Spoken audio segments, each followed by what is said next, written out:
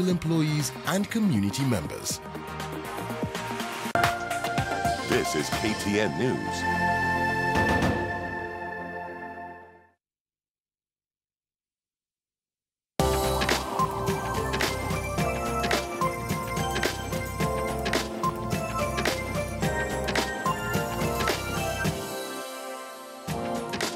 Welcome back and thank you for staying with us. This is Morning Express and specifically the political points. Now, before we went on the break, of course, we're talking about breaking the cycle, this cycle that we've been having over and over. 2022 is just around the corner. We're seeing new allies, we're seeing new options.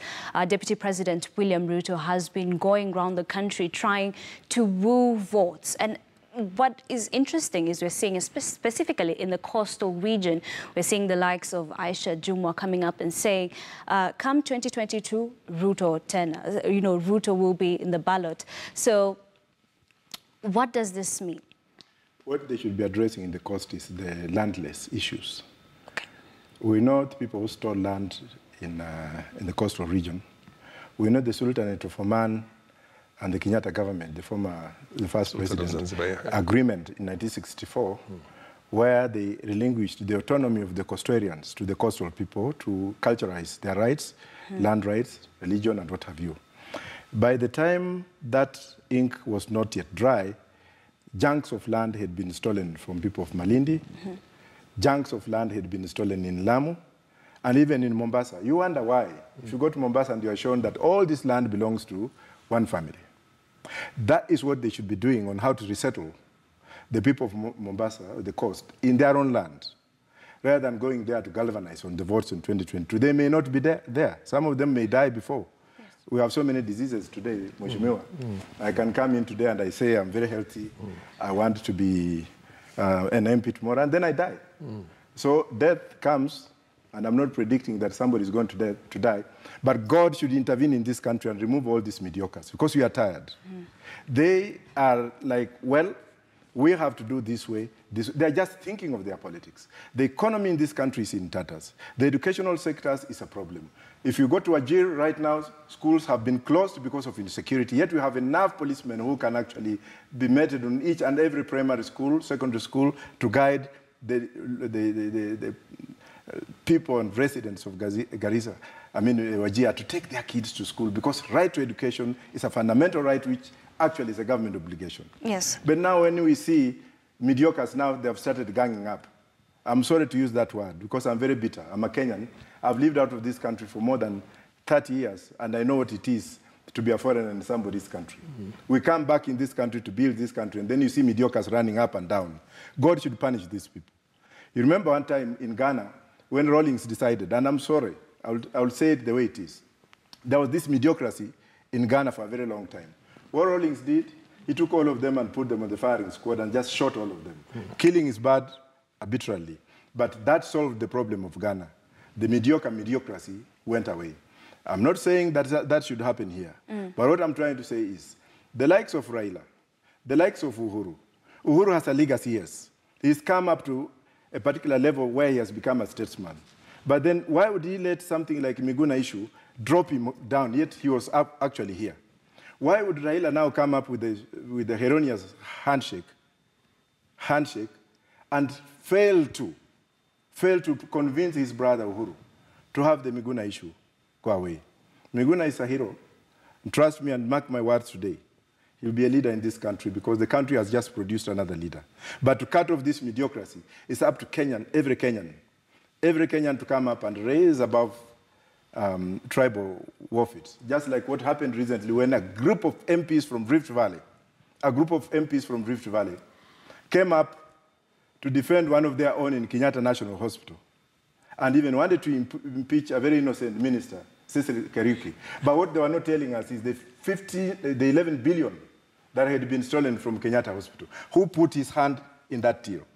So we should move away from this mediocrity. I'm sorry. All right. So what does this mean for NASA? Because we are seeing the duo, that is Moses Wetangula and Musalia Mudavadi, they toured Nandi this Saturday.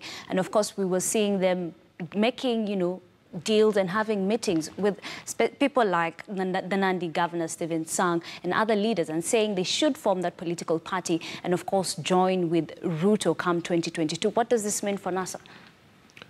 Well, I think they probably it's be too early to go in that direction at this stage. But one thing is not questionable. Ruto might just become one of the very lucky people in Kenyan politics, because you remember Raila going to somewhere in Kalenjin land for a funeral of somebody and Raila said, does Ruto think that he can ascend to the presidency without my support? Yes. That is a veiled way of saying that, you know, talk to me, I'm willing to support you. I mean, it's a very simple language. I know the NASA leadership, particularly my own party leader, Kalonzo Musyoka, who fortunately, unfortunately, is one of the most decent people in the politics of this country. But he gets taken for a ride all the time. He believes that he's going to support him come the 2022 because that pact was there. Yeah.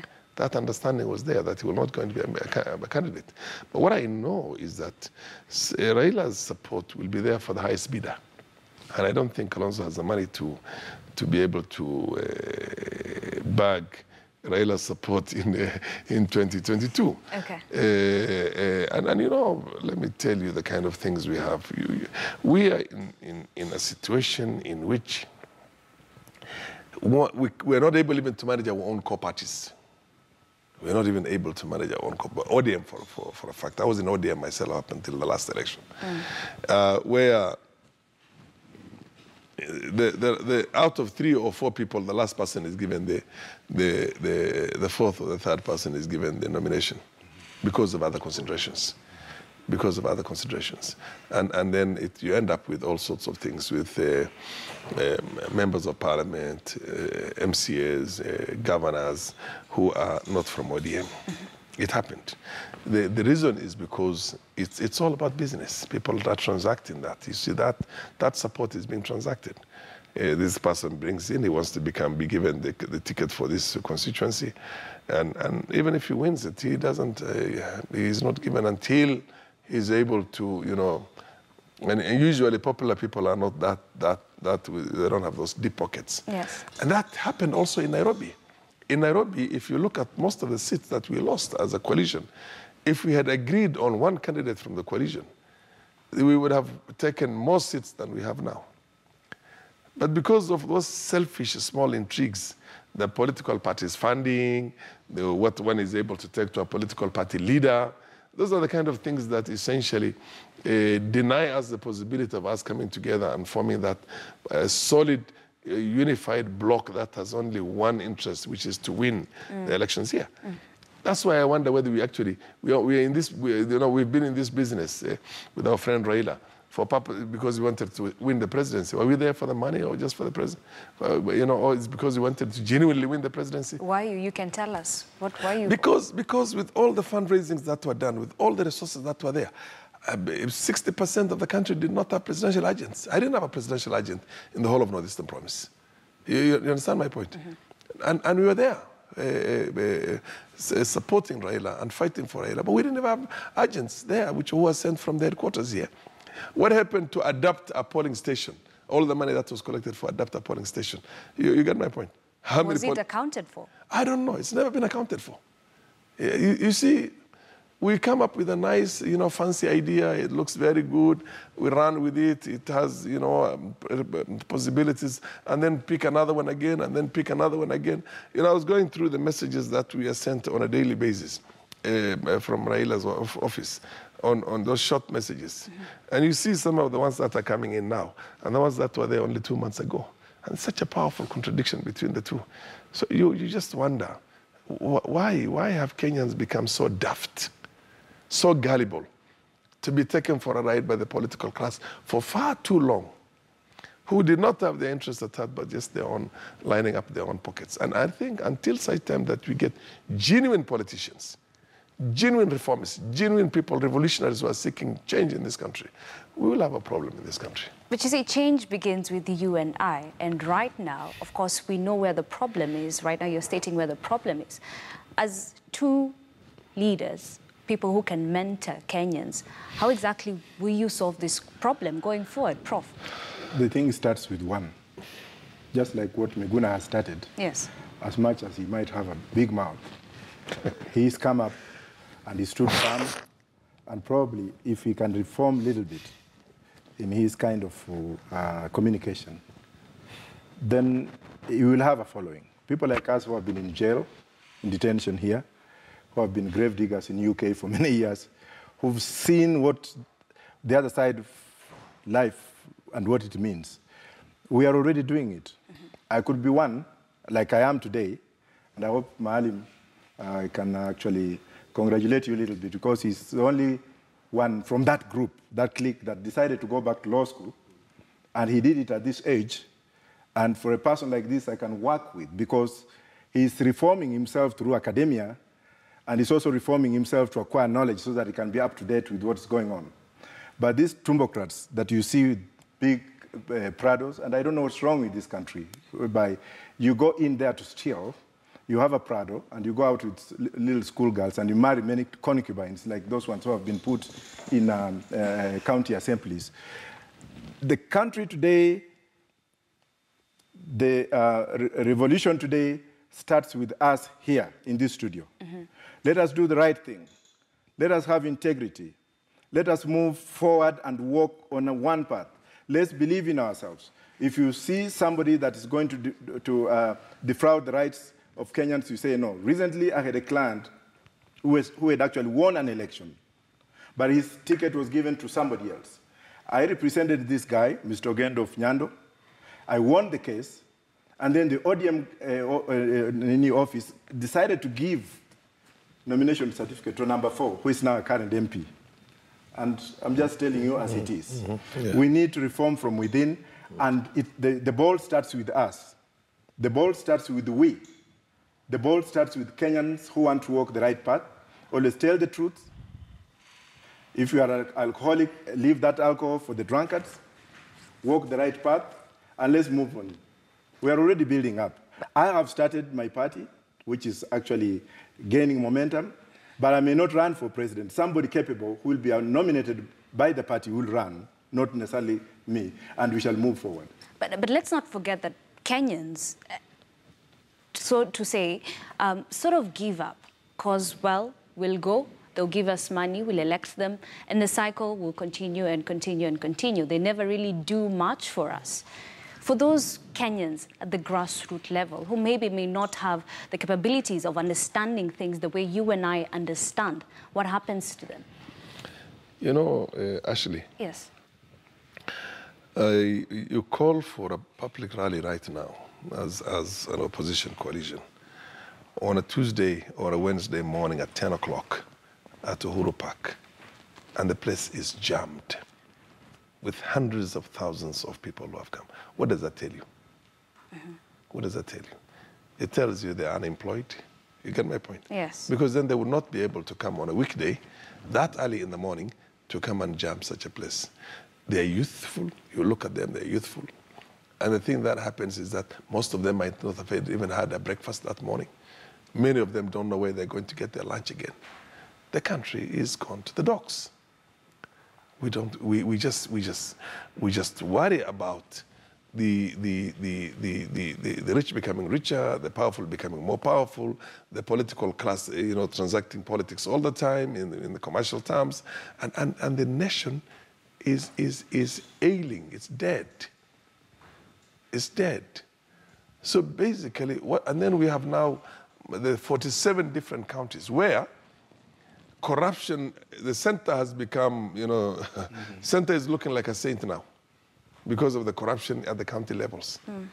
The amount of resources that are being lost, that would have been plowed into the people and easily would have changed the lives of all those Kenyans in the counties. But the county governments are equally very corrupt, extremely corrupt. So everything goes now. It's all about money. It can be from drugs, it can be from corruption, it can be from padded tenders or tenderpreneurs, and all that people are fighting over is if you look at the cracks the real crux of some of the things that are in contention right now is all about business. Who should have gotten the SGR? You know what I mean? Yes. Who should have gotten the refurbishing of the KAA, Jomo Kenyatta International Airport, because a couple of billion shillings were involved in that. Who should do these things? Who should do this pipeline? I mean, it's all about that. So people who are doing business are not businessmen. They're politicians. And they are not, the infrastructure of the country is not being built. The few roads that are there were done during Kibaki's time, and for a small amount of money. They're not even more than 100 billion shillings. You get my point? The thicker road, and of course Mombasa Road is going to begin now for 300 billion shillings, which I think is, in my opinion, was long overdue. But the fact of the matter is that I want to see how those four agendas, the four agenda, is going to work out. Uhuru, every time he comes into the public purview, is giving the right statements. He's talking very well. He's giving good statements. He gives you the impression that he's going to fight corruption. But you can see the frustration in the poor guy's mind also, because when he said "Nifanye nini mimi," it's a serious frustration, because at that time, 2017 was still in the offing. He needed the support of too many people. Now, who are the ones who are frustrating him? His immediate core friends around him who are ripping the country apart in terms of money and stealing everything? Or is it the political centers that he has to go into an alliances with so that he makes his comeback again in 2017?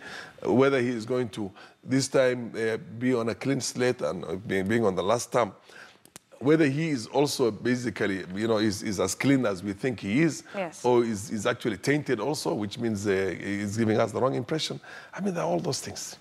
Okay. I can tell you, I know of a case. Briefly, sir. Yeah, briefly, in which somebody went and took some fake documentations to be cleared to run for a governor in the country. And the whole information is with the CID, with the ESCC, with IEBC and the rest of them. And all we hear right now is that they're trying to change the records. You know what I mean? Can we know this person? Instead of acting, I don't want to mention it. Okay. It's somewhere in our own backyards there. It's bad. Money can buy anything. You can be a standard 8 dropout and still become the governor in this country here. You see what I mean? Yeah. You can be a drug dealer. You can be a fugitive who ran away from jail. And as long as you have money, you are there. You rub shoulders with them. The mightiest of the might. So even for our children, I can tell you one thing. If we don't change, I loved very much when I look in hindsight. Yes. During Kenyatta's time, the first Kenyatta's time. Of course, Kenyatta did not accept a situation in which anybody was going to contest with him for the presidency. Anything below there, he never interfered. Okay. If your people are going to reject you on the ground, they will reject you. If the law catches up with you, and he had such accomplished, civil servants who worked with the British in the early days, who were sticklers for systems, the Madenges, the Mahihus, the Nyachayes, you know what I mean, of those days. The Okeno Osare, who was a PC. All right. I mean, there are many people. Right now, what do we have? They talk of digital, and that digital is... All right. All right. All right. Thank you, sir. That's where we have to wrap this conversation up. Thank you very much for making time to join us. Of course, to my immediate left, Professor George Ojakoya, who's an advocate and also a lecturer at USIU. And next to him is Farah Malim, who is the former Deputy Speaker of the National Assembly. Thank you very much. I hope I'll see you again soon so we can continue this conversation.